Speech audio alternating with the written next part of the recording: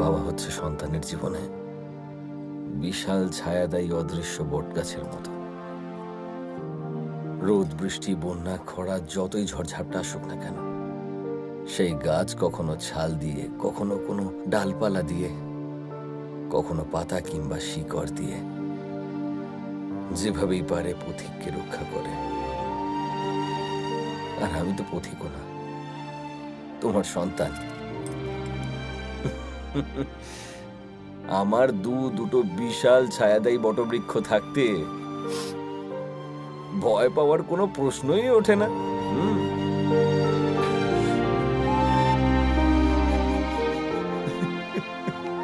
এই শোন, ছোটবেলায় না আমারও অনেকবার হাত পা ভেঙেছে, পরে আবার নিজেই জুড়ে গেছে।